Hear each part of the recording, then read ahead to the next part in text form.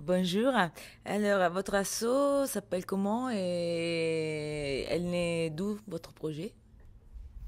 Mais bonjour, je m'appelle José Carlos León Vargas, je suis mexicain et cofondateur d'une association basée à Oaxaca dans le sud du Mexique qui s'appelle SICANDA. SICANDA, en fait, c'est l'acronyme de notre association, Solidaridad Internacional Canda. Et SICANDA, c'est un mot euh, qui vient d'une langue indigène de Oaxaca, le mixtec, et Sikanda signifie mouvement. Et on a créé l'association à la fin de 2008. Et je dis on a créé parce qu'il y a une autre fondatrice, Aurelia Annino, d'origine italienne.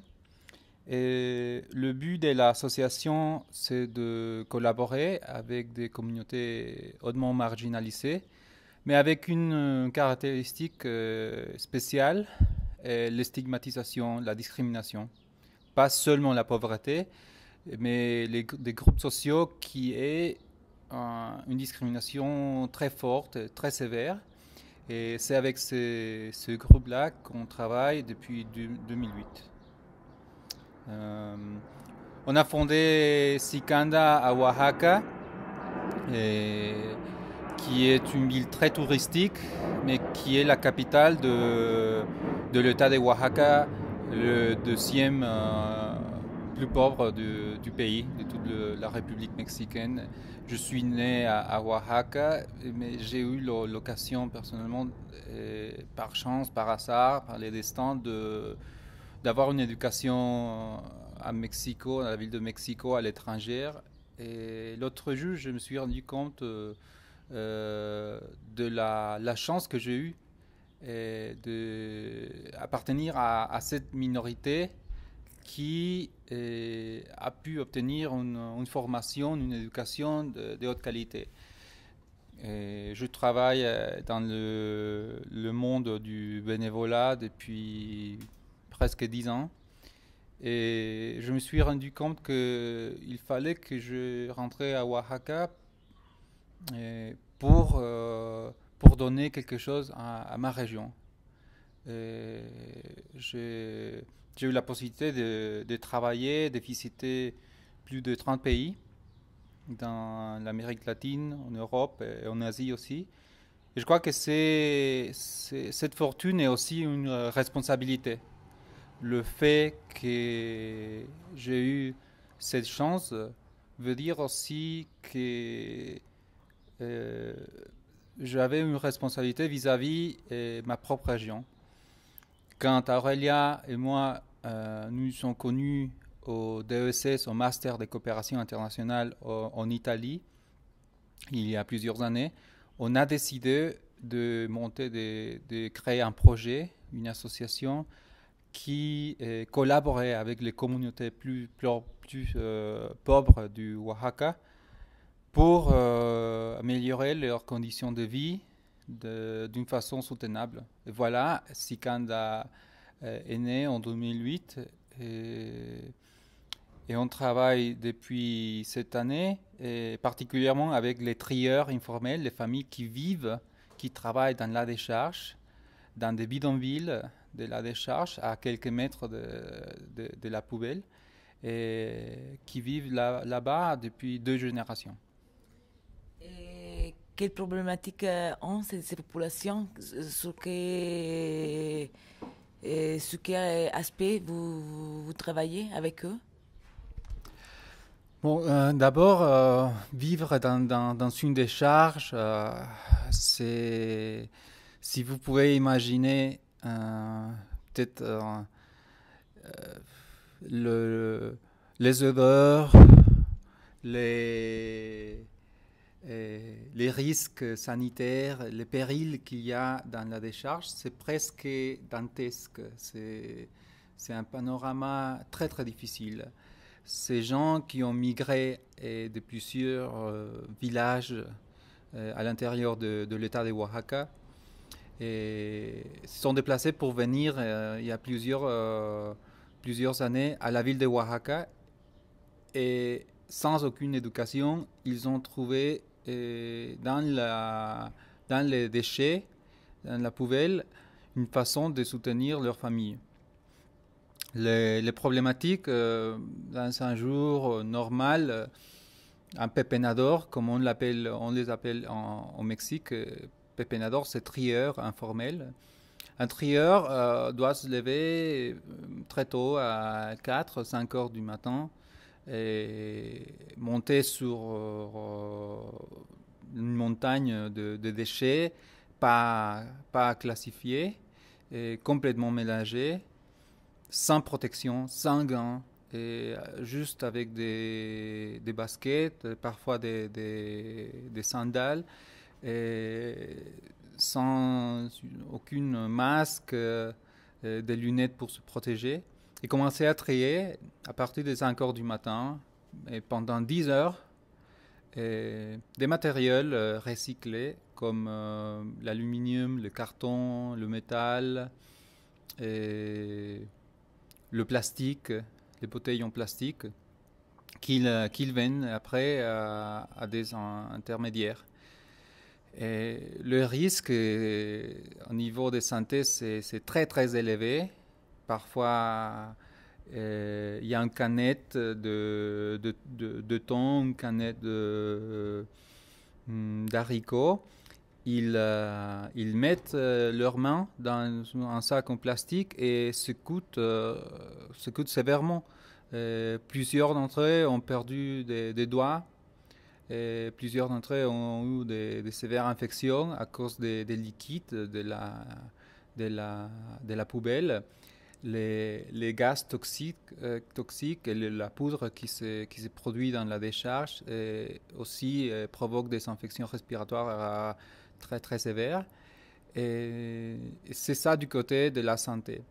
De l'autre côté, malheureusement, la société les considère comme des voleurs, des drogadicts, des fous, des gens violents. Et donc, la discrimination et le préjugé vis-à-vis les pepenadors et les trieurs se perpétue. Parce que les gens dans la ville pensent que ces communautés, ces groupes sociaux sont infrahumains. Donc, il y a aussi l'aspect social qui leur empêche de sortir chaque fois qu'ils sortent dans la ville et qu'ils répondent bon, quel est ton boulot, qu'est-ce que tu fais, et ils répondent je suis trieur informel et je vis dans les alentours de la décharge. Et ils sont injuriés parfois. Les enfants qui vont à l'école, les jeunes qui vont à l'école sont injuriés, sont insultés par leurs collègues. Et ça, c'est un coup très très fort à leur morale. L'autre problème qu'ils ont, c'est qu'ils dépendent fortement des matériaux recyclables. Et la décharge, parfois, c'est aussi le cible de plusieurs syndicats ou des groupes qui empêchent l'entrée ou bloquent l'entrée à la décharge. Et donc la décharge ne fonctionne pas pendant plusieurs jours. Un peu comme ce qui s'est passé en Italie, à Naples, dans les dernières années, que les décharges, l'entrée a été bloquée. Ça aussi, ça se passe à Oaxaca. Et par conséquent, les trieurs n'ont pas des matériaux pour recycler. Donc, ils doivent vendre ce qu'ils ont magasiné pendant plusieurs mois et le revendre à un prix très très bas pour survivre. Donc c'est un peu ça le contexte d'un trieur. Et du coup, quel projet vous avez là-bas, dans cette déchetterie? Sikanda, la façon, la méthodologie de collaborer, c'était bien clair d'après le début de notre association, c'était de connaître et nous faire connaître à, à les communautés avec qui on travaille. C'est-à-dire que d'abord, on a passé plusieurs mois à visiter les trieurs. Moi, dans ma jeunesse, j'avais eu l'occasion de visiter la décharge quand j'étais au lycée. Et je connaissais certains d'entre eux. Et donc, quand je suis revenu, j'ai vu qu'ils continuaient encore à trier les déchets. Donc, on a passé plusieurs mois, à peu près 5 mois, à parler avec eux et à expliquer que nous voulons collaborer. Et comme ça, on a initié à faire une analyse avec eux des problèmes qu'ils avaient, qui étaient prioritaires. Ensuite, on a commencé à faire des réunions plus formelles pour définir quels problèmes spécifiques on devait aborder, on devait résoudre. C'est comme ça qu'on a, avec les trieurs, on s'est concentré sur 3 thématiques: la santé, l'économie et l'intégration. Et pour santé, on parle des risques sanitaires. L'économie, c'est la diversification générée des alternatives économiques. Et finalement, l'intégration, c'est sensibiliser, éduquer la société dans la ville et expliquer quelle est la contribution énorme d'un trieur dans l'économie aussi et dans l'environnement, la protection de l'environnement. Et donc, dans le premier moment, on a décidé de donner un nom au projet, et c'est je transforme mes déchets. Pourquoi je transforme des déchets? Parce que c'est continuer à travailler avec la poubelle, avec les déchets, mais d'une façon plus digne, plus professionnelle et moins dénigrant. On ne voulait pas, ni Sikanda ni les trieurs ne voulaient pas sortir de la poubelle parce qu'ils ont passé déjà plusieurs années. Ils connaissent bien le travail de la décharge, comment trier. Et c'est juste d'échanger des éléments pour qu'ils puissent faire leur activité d'une façon plus digne et plus humaine. Et leur fournir des capacités pour qu'ils puissent créer des alternatives économiques. Et finalement, d'expliquer à la société qu'on ne peut pas vivre en fermant les yeux à ce type de situations qui sont vraiment à quelques kilomètres de la ville. Et le projet de je transforme mes déchets et dans le cadre de la santé fournit des gants, des bottes, des masques pour qu'ils puissent se protéger. Aussi, on construit des maisons écologiques avec des matériaux recyclés complètement. Et ce sont des maisons qui se construisent entre 6 et 7 jours. Les familles eux-mêmes construisent les maisons qui remplacent des maisons de carton, de déchets et qui sont vraiment pénibles dans une situation de détérioration très haute. Donc on construit des maisons avec eux pour améliorer leur cadre de vie. Dans le contexte de l'économie et l'alternative économique, on a fourni on a donné une formation aux trieurs sur comment produire du compost avec des lombrics. Le vermicompost à partir des déchets organiques qui arrivent dans la décharge. Ils prennent certains kilos de matière organique, la processent avec des lombrics et après ils produisent de l'engrais organique, biologique, naturel qui peut être utilisé dans une ferme, un jardin, un hôtel, une maison, dans plusieurs endroits. Et avec cet engrais, ils arrivent à avoir un revenu mensuel d'à peu près entre 20 et 25% plus au additionnel à leur revenu. La différence, c'est que travailler avec les lombrics demande juste entre 10 ou 15 minutes par jour, pas 10 heures. Donc, ils dépensent juste quelques minutes par jour et ils gagnent à peu près 20 ou 30 euros par mois. Alors que travailler comme trieur, ils passent 10 heures pour gagner 70 ou 60 euros. Donc, l'avantage de l'engrais, de la production de l'engrais avec des lombrics, c'est très grand. Ils ont déjà commencé à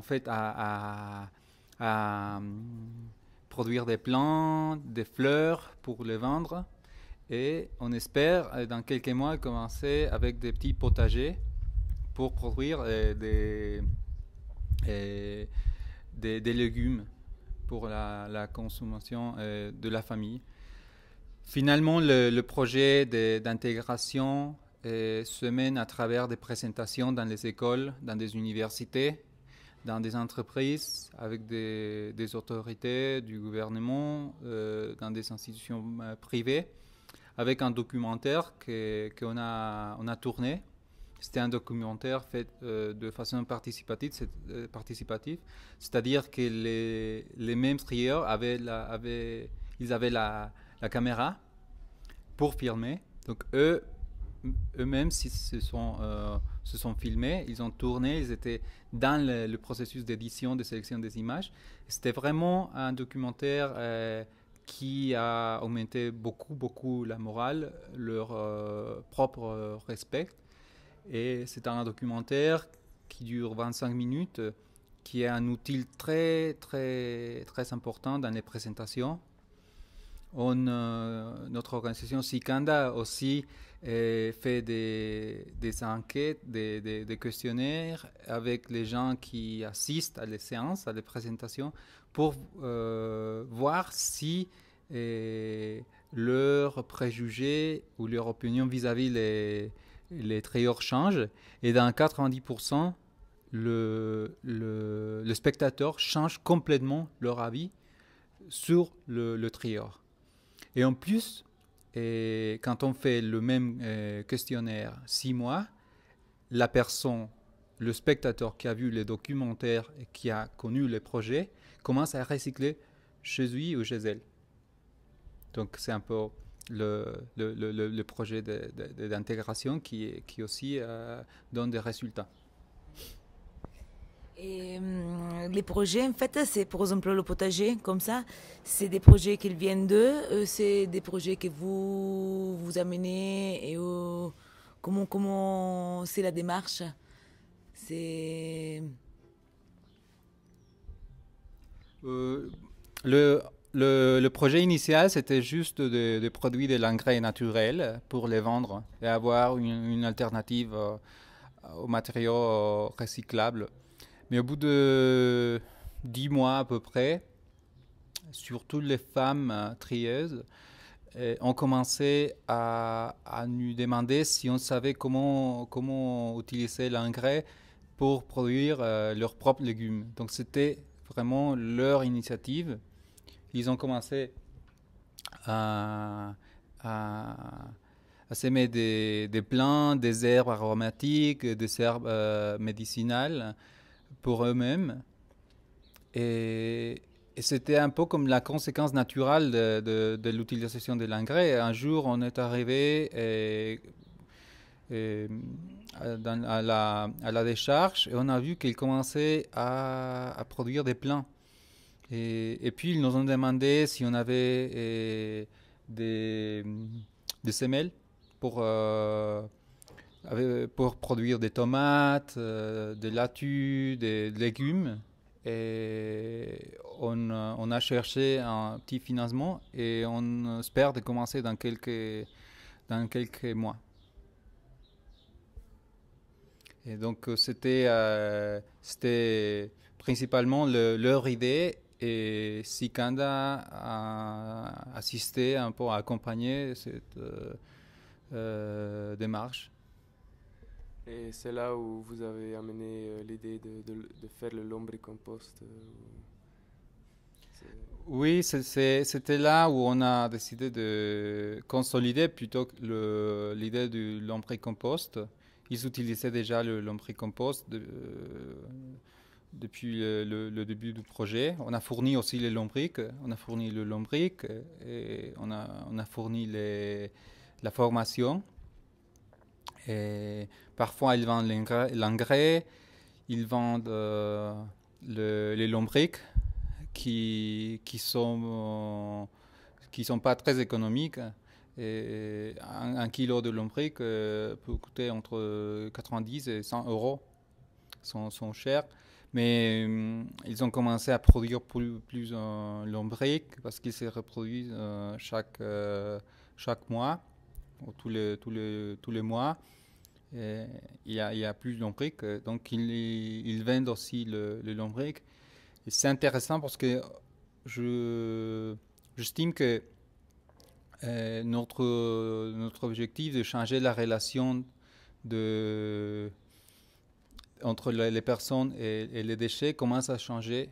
C'est-à-dire que les trieurs commencent à se voir maintenant comme recycleurs, comme un entrepreneur de déchets, et plus comme des pepenadores. Pepenadores, au Mexique, c'est un mot péjoratif aussi.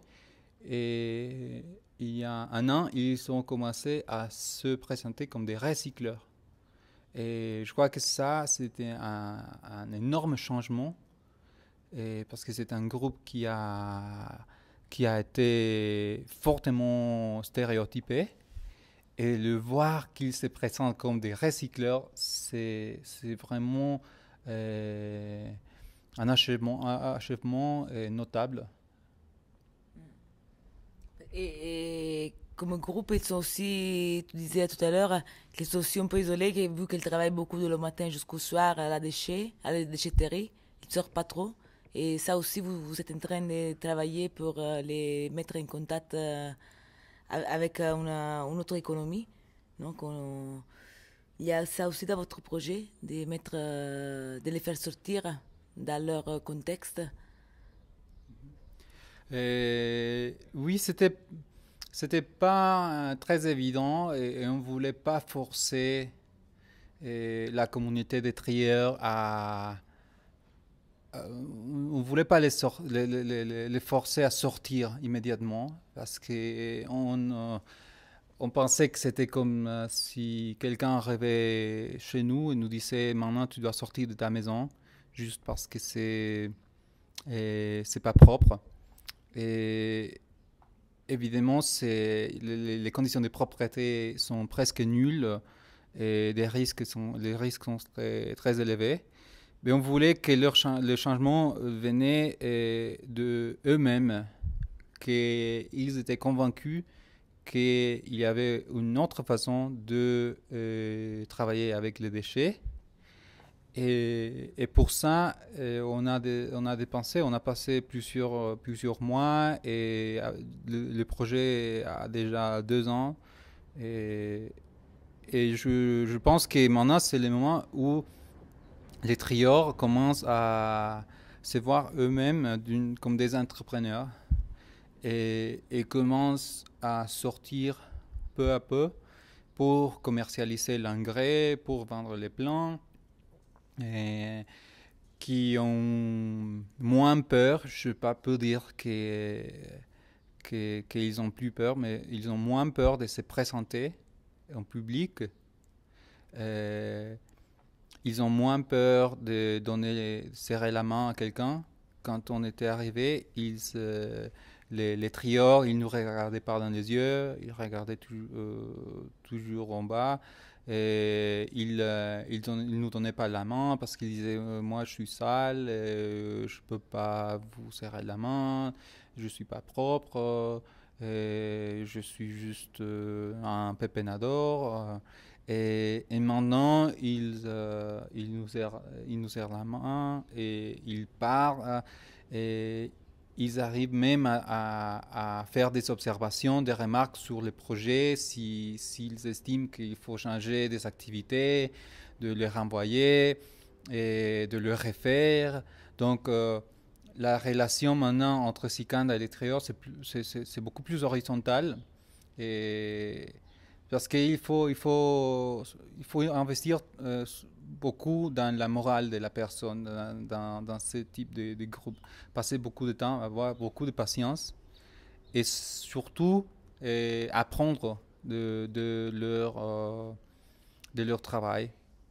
Et c'est pas parce qu'on a eu une éducation à l'étranger ou dans des universités, on est les porteurs de la vérité ou de la solution.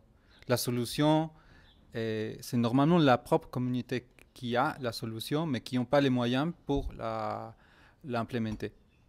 Donc la solution, on ne l'a pas découverte, nous, c'était eux qui l'avaient, et nous, on a juste facilité un peu l'achèvement de cette solution. Et comme avec le compost, voilà, vu qu'il travaille beaucoup, il reste plutôt sur où ils habitent. Vous faites la vente du compost en ville ou il y a des autres relations que vous amenez d'entre eux? Voilà. Oui, on a... Sikanda a noté que ils n'avaient pas beaucoup de temps pour sortir au début du projet, sortir pour vendre l'engrais, parce qu'ils passent presque toute la journée à travailler dans la décharge. Donc s'ils sortaient pour vendre juste 10 ou 12 kilos d'engrais, ils perdaient beaucoup. Donc ils nous ont dit qu'ils préféraient que Sikanda achetait l'engrais et puis le vendait en ville. Donc on achète l'engrais à un prix juste et puis on le vend en ville à un prix un petit peu plus élevé juste pour récupérer le coût du transport. Parce qu'on est une association avec un but non lucratif. Mais aussi on veut stimuler l'initiative même commercial et économique de ce type de groupe. Donc, dans les prochains mois, les triors, ils vont commencer à vendre aussi à d'autres acheteurs l'engrais, et parce qu'ils ont déjà un peu plus de temps, ils sont moins dépendants de la décharge. Et beaucoup d'entre eux ont vu que l'engrais est un produit qui se vend très très rapide. Il y a une demande très élevée. Et il y a des clients, il y a des personnes qui nous appellent pour nous acheter 40 ou 50 kilos. Et malheureusement, on n'a pas beaucoup de lombriques. Les trios, ils n'ont pas beaucoup de lombriques, donc ils ne produisent pas beaucoup d'engrais. C'est pour ça qu'on a besoin de soutien pour pouvoir fortifier les projets. C'est ça l'autre partie de l'association. En tant qu'association non lucrative, on a besoin de fonds. Et les fonds au Mexique ne se trouvent pas facilement. Il n'y a pas beaucoup d'entreprises ou de bénévoles qui soutiennent l'association. Donc, on doit aussi faire un travail de recherche de fonds très très fort. Et parfois, des fondations, des organisations nous promettent des financements, Et puis, à cause de l'économie ou à cause d'un changement de direction, à cause de différents éléments, la décision change et on n'a pas de fonds. Donc c'est ça aussi le grand défi de Sikanda maintenant, de trouver de l'appui, du soutien financier pour continuer ce type de projet qui a donné un résultat formidable. Et le travail, ça passe pas seulement sur le site, aussi à la maison. Tu te mets derrière l'ordi Il y a les chantiers, à faire un autre. Il y a tout l'aspect administratif que vous travaillez. Oui, bien sûr, c'est ça. Et il y a le côté pratique. On va presque toutes les semaines à la décharge, on visite régulièrement, on a des visites bien coordonnées et calendarisées avec les trieurs, qui sont des visites courtes parce qu'on ne peut pas aller tout le temps et nous réunir avec eux parce qu'autrement ils ne travailleraient pas. Et de l'autre côté, il y a l'aspect administratif qui est très très important. Et moi, quand j'étais bénévole, je me souviens que je voulais toujours être dans le chantier, dans le contexte, dans la réalité du groupe marginalisé, travailler, construire des maisons, faire le potager, travailler avec mes mains. Et il y a le côté administratif qui est aussi très très important pour réduire la pauvreté. Et ça, c'est analyser par exemple les données qu'on obtient des projets, et faire des statistiques, des rapports, le compte rendu de l'évaluation, le compte rendu d'un moniteur, d'un superviseur, de chaque supervision. On doit consolider toutes ces données dans différentes bases de données. Et puis avec ça, on peut se communiquer avec des fondations, avec des potentiels bénévoles. Et je crois que cette activité administrative dans le bureau en face d'un ordinateur, c'est aussi important que le travail en chantier. C'est vraiment essentiel faire ça parce qu'autrement, le projet ne peut marcher très bien. Sikanda, de l'autre côté, est une association de petite taille. Les fondateurs, on est 2 personnes et on a aussi des collaborateurs qui sont 2 collaborateurs. Et sans l'équipe de 3 ou 4 personnes, Sikanda ne fonctionnerait pas du tout. Mais aussi, on a besoin d'un soutien pour pouvoir continuer les projets que les mêmes familles ont initiés. Et le projet consiste de 3 phases, vous avez dit. Si tu peux expliquer un peu plus concrètement. Oui, quand on a initié, on a défini la méthodologie de Sikanda plus ou moins en 3 phases. La première phase, c'était une phase de connaissance mutuelle qui devait durer entre 1 et 2 ans. Et on a fini cette phase. Maintenant, on peut dire que la relation entre nous et les trieurs, c'est plus solide, c'est plus horizontal. La deuxième phase qui commence maintenant et pour les prochains 2 ou 3 ans, c'est un accompagnement des projets qui ont déjà débuté. Cette phase entre 2 et 3 ans, c'est pour consolider les capacités et pour produire des potagers, pour commercialiser l'engrais, c'est-à-dire investir dans les capacités des trieurs pour qu'ils puissent acquérir les connaissances, les habiletés et faire et travailler avec les déchets plus professionnellement. Donc le but, c'est passer de trieur à recycleur. Et pour passer à ça, il faut acquérir des connaissances, des habilités. Donc on va investir en ça. Après la 5e année, c'est juste de supervision. J'estime que c'est juste la supervision à partir de la 3e année, 4e année. Et les trieurs se voient eux-mêmes comme des entrepreneurs des déchets. Et là, c'est juste vraiment la partie finale de une petite supervision, un accompagnement pour raffiner quelques problèmes, pour se résoudre un petit problème. Mais c'est important d'investir des temps avec la communauté parce qu'un problème de pauvreté ne peut pas se résoudre en 2-3 ans. Le problème de pauvreté ont des facteurs, des éléments multiples, variés.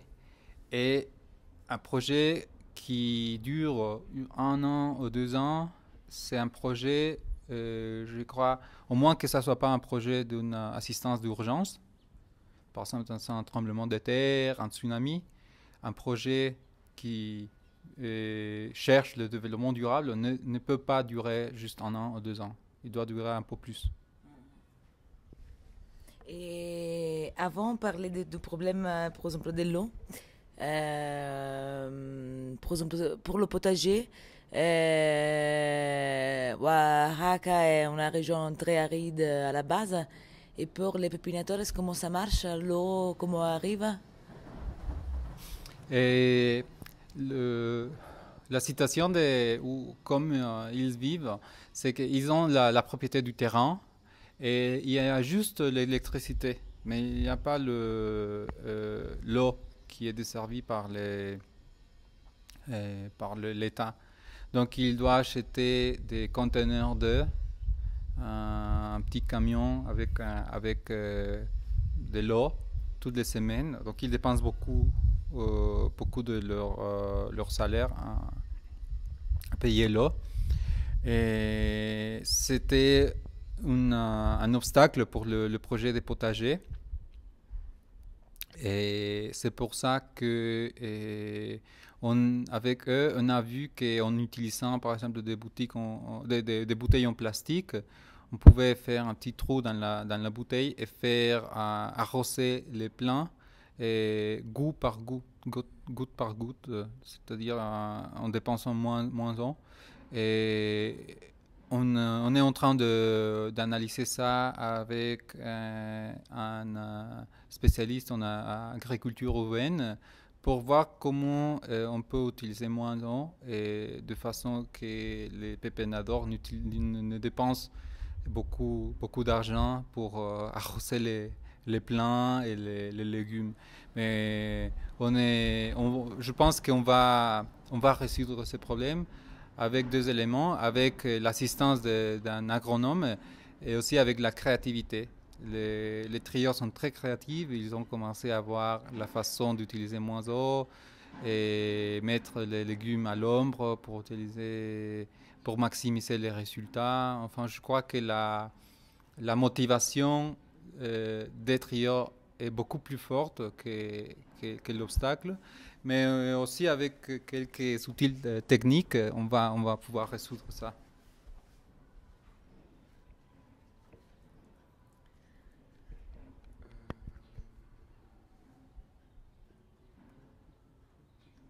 Et par exemple, sur les données que vous avez prises pendant vos études de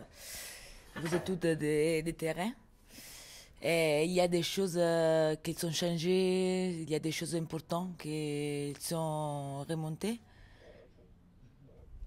Oui, en fait, c'est une question très, très importante parce qu'initialement, Sikanda, ce n'était pas une association qui était concentrée sur le problème de la décharge, de la poubelle. On voulait travailler avec un groupe marginalisé.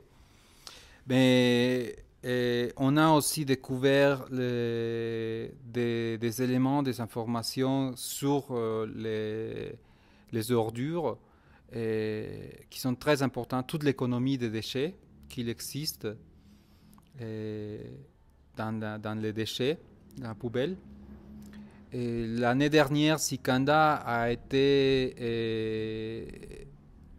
accréditée officiellement comme observatrice de la conférence de changement climatique des Nations Unies.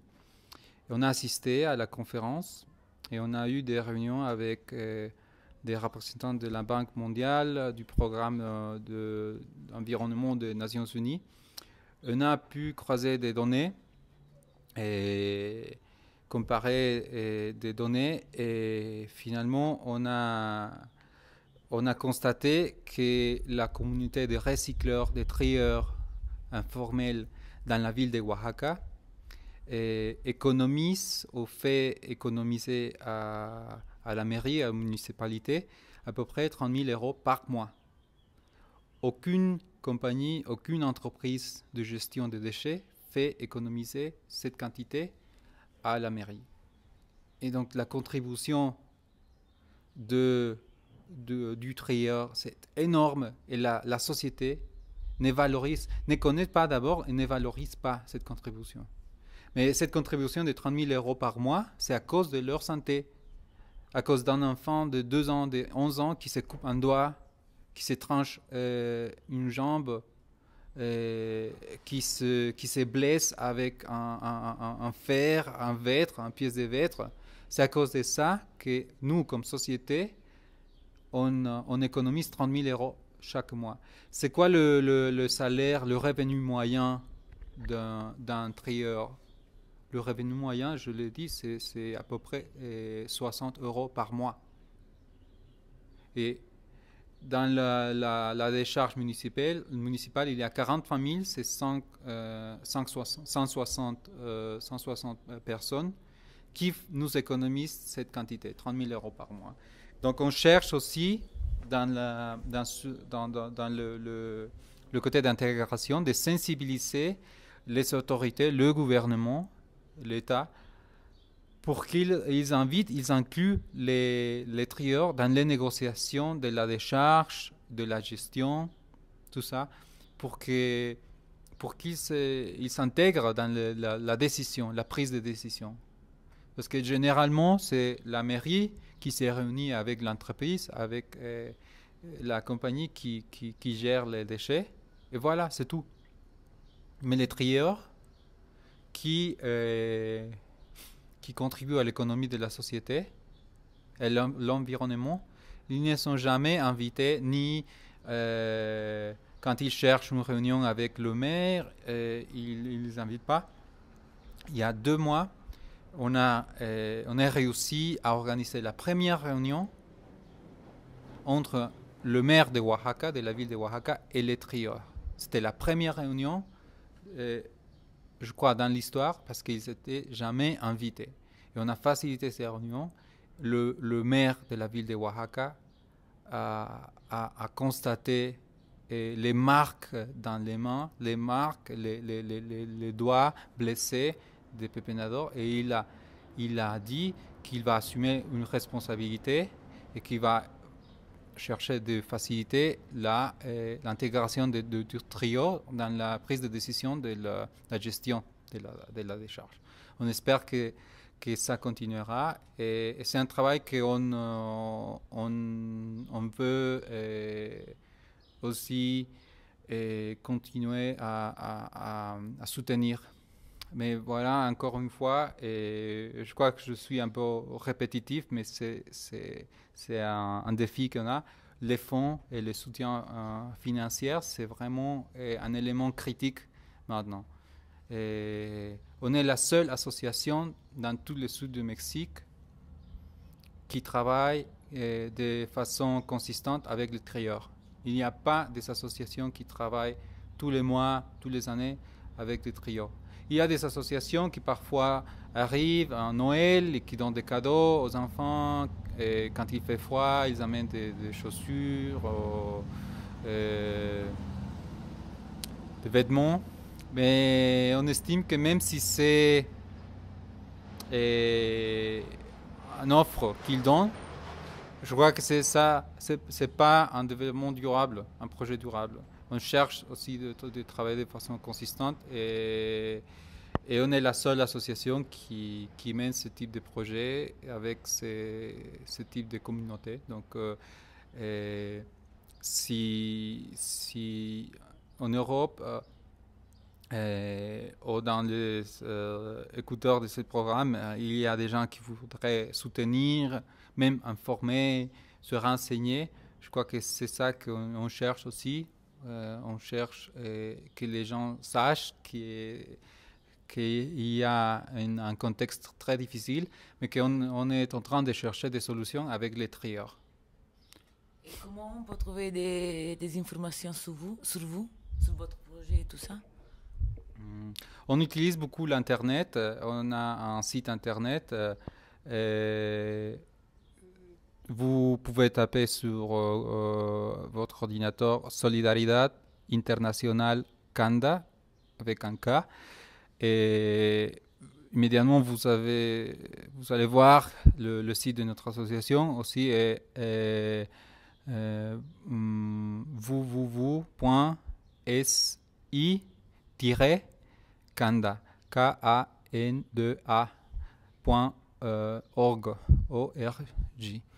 Et il y a aussi un site sur Facebook, on est sur Twitter et sur YouTube. Et voilà, si c'est difficile de écrire le site, vous cherchez Solidaridad Internacional Kanda, Oaxaca au Mexique, et vous allez trouver ça. Et on est ouvert à des possibilités de collaboration. On fait des collaborations avec des associations en Europe. Je crois que c'est très important de collaborer parce que le problème de l'environnement, des déchets, des poubelles nous affecte à tous. Et dans la façon où on stimule ce type de projet qui transforme les déchets, comme le titre du projet le dit, en transformant nos déchets, on peut changer notre relation avec les déchets. On va plus voir les déchets comme des ordures, mais comme des matériaux qui peuvent être réutilisés, transformés en des maisons, être transformés en engrais, transformés en des plants et transformés en des potagers. Donc voilà, les déchets, c'est plus des ordures. Les déchets sont des matériaux qui peuvent nous aider à améliorer notre cadre de vie. Et s'il y a aussi des gens qui voudraient venir nous visiter au Mexique, on a aussi la possibilité de recevoir des bénévoles, des volontaires, à court, préférablement à long terme, entre 4 ou 6 mois. C'est aussi très utile pour que les volontaires comprennent la situation, s'intègrent au projet. Mais le partenariat, c'est très important. Et on cherche et on espère qu'avec la diffusion de cette interview, on arrivera à partager des expériences et à apprendre beaucoup des associations en Europe qui travaillent avec des groupes marginalisés. Du coup, toute personne créative en construction écologique ou jardinage urbain peut passer chez vous Oui, bien sûr. On a tout le temps des activités. Il suffit juste que vous nous envoyez un courriel, un email sur l'adresse info@si-kanda.org. Sinon, sur le site internet, vous pouvez, il y a un formulaire d'information et vous pouvez nous envoyer vos idées. Et vous êtes bienvenus ici à Oaxaca et au Mexique. Ok, voilà. Merci pour l'interview. Et voilà.